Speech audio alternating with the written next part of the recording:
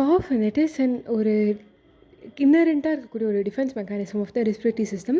And வந்து இது என்ன பண்ணும், உள்ளே இருக்கிற இன்ஃபெக்டடாக இருக்கிற செக்ரீஷன்ஸை ட்ரக்கியான ப்ராங்கிலேருந்து வெளியில் கொண்டு வர பார்க்கும். ஸோ யங் சில்ட்ரனை வந்துட்டு இது சப்ரஸ் பண்ணக்கூடாது. ப்ளஸ் ரிட்டன்ஷனே இது வந்துட்டு இதோட வேலையே என்ன, இது வந்து ஒரு டிஃபென்ஸ் மெக்கானிசம் உள்ள இருக்கிற செக்ரீஷன் கொண்டு வருது. ஸோ இது இல்லைன்னா சப்ரஸ் பண்ணிட்டோன்னா செக்ரீஷன்ஸில் லங்ஸ்குள்ளே ரீட்டைன் ஆயிரும். அண்ட் வந்துட்டு இட் லீட் டு அட்லெக்டாசிஸும் அண்ட் பல்னரி காம்ப்ளிகேஷன்ஸ் வந்துட்டு இதனால் வந்துட்டு வரும். ஸோ ஒரு பவுட் ஆஃப் காஃப் வந்துட்டு இஸ் ப்ரொடியூஸ் பை மேக்ஸிமலாக இன்ஸ்பிரேஷன் பண்ணிவிட்டு அந்த ஏர் வந்துட்டு ஒரு காஃபில் லைக் என்ன ஆகுதுன்னா ஃபுல்லாக இன்ஸ்பிரேஷன் பண்ணிவிட்டு ஏர் வந்து சடனாக வந்துட்டு ரிலீஸ் பண்ணுறோம். த்ரூ பார்ஷியலி க்ளோஸ்டாக இருக்கக்கூடிய கிளாட்டிஸ்க்கு அகென்ஸ்டாக நம்ம வந்துட்டு இது பண்ணுறோம். Because of forceful contraction of the expiratory மசில்ஸ்னால irritation of the pharynx, larynx, trachea அந்த ப்ராக்கி அந்த pleural transmit the afferent impulses through the வேகஸோ இல்லை கிளாசோஃபெரிஞ்சல் நர்வ் மூலமா டு த சென்டர் இந்த மிடிலாக்கு வந்துட்டு எடுத்துகிட்டு போகும்.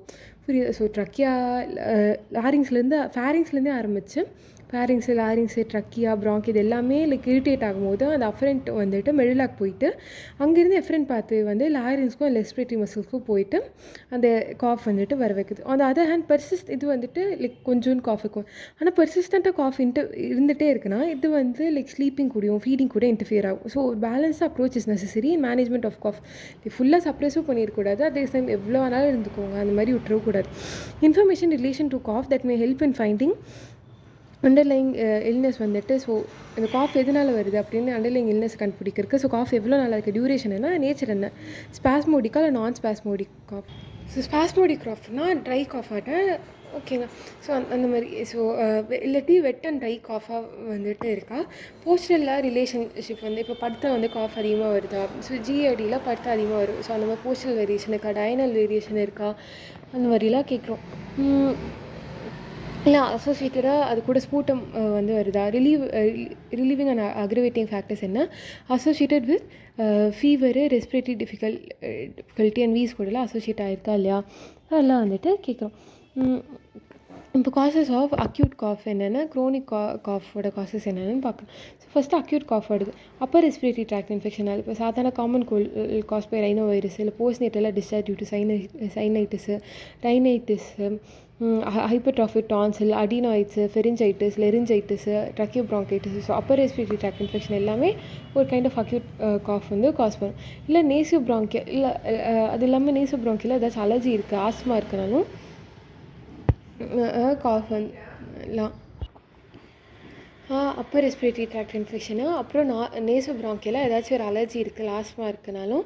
அப்புறம் ப்ராங்கியோலைட்டிஸு, நிமோனியா, பல்னரி. இப்போ பாருங்கள் லைக் எல்லா லெவலுமே அப்பர் ரெஸ்பிரேட்டரி ட்ராக்டாக இருக்கட்டும், இல்லை ஆஸ்மாவாக இருக்கட்டும், இல்லை வந்து உள்ள like serious infection, pneumonia, bronchiolitis, pulmonary செப்பரேஷனாக லைக் அது நெக்ரோசிஸ் ஆட்டாக ஆகிட்டு பல்னரி பேரன்கைமோட நெக்ரோசிஸ் ஆட்டாக ஆகிறதா பல்னரி செப்பரேஷன்.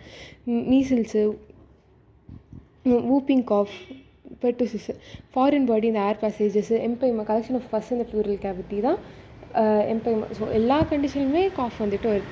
காஃப்ங்கிறது ஒரு லைக் ஒரு பர்டிகுலராக ஒரு ஸ்பெசிஃபிக் சிம்டம்னு நம்ம சொல்லணும். Maybe the type of cough, இப்போ எக்ஸாம்பிள் குரூப்பில் வந்துட்டு பேக்கிங் காஃப் இருக்கும், அந்த மாதிரி வேணால் நம்ம சொல்லலாம். But cough in general is not specific. அடுத்தது க்ரோனிக் காஃப் இல்லை ரெக்கரண்ட் காஃப்க்கான காசஸ் என்ன இருக்கலாம். அகெயின் இன்ஃப்ளமேட்டரி டிசார்டர்ஸில் ஆஸ்மா அண்ட் லோஃபர் சிண்ட்ரோம்னா இந்த பல்னரி ஈஸ்னோஃபிலியா வந்துட்டு இருக்கும். ஸோ மைல்டாக ரெஸ்பிரேட்டரி சிம்டம்ஸ் இருக்கும், பெரிஃபெரலி ஈஸ்னோஃபிலியா வந்துட்டு இருக்கும். ஜென்ரலாக லைக் ஒரு ஹைப்பர் சென்சிட்டிவ் இதாட்டு இருக்கும் மாதிரி வச்சுக்கோங்களேன். So immune hyper sensitive reaction to ascaris.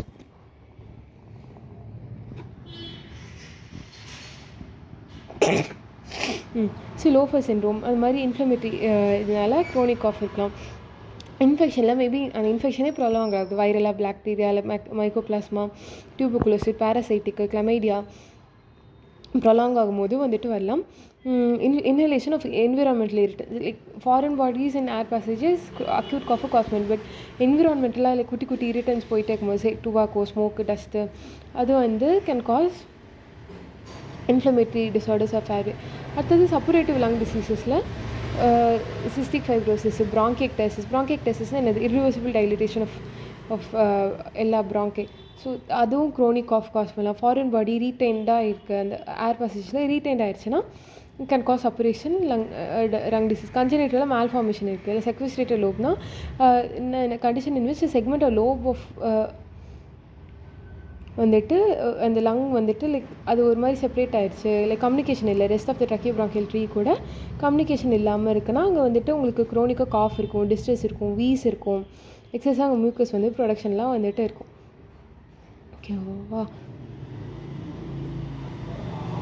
Sorry, like tracheobronchial tree இது லைக் க்ரோனிக் காஃபும் டிஸ்ட்ரெஸ்ஸு வீஸ் இருக்கிறதுலாம் வந்துட்டு இது ப்ரைமரி சீலியர் டிஸ்கைனேஷியாவில் இருக்கும்.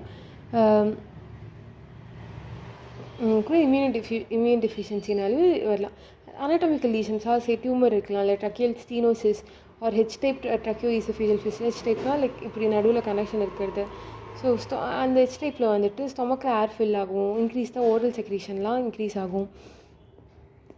சைக்கோஜெனிக்காக ஹேபிச்சுவல் காஃப் வரல, இல்லை போஸ்ட்நேட்டல் சைனோசைட்டிஸ்னால க்ரோனிக் காஃப் கூட வரலாம், ஜிஇஆர்டினால காஃப் வரலாம், இன்டர்ஸ்டிஷியல் லங் டிசீஸ்னால கூட காஃப் வந்துட்டு வரலாம். ஸோ இந்த எல்லா ரீசன்ஸ்னாலேயும் காஃப் வரலாம்.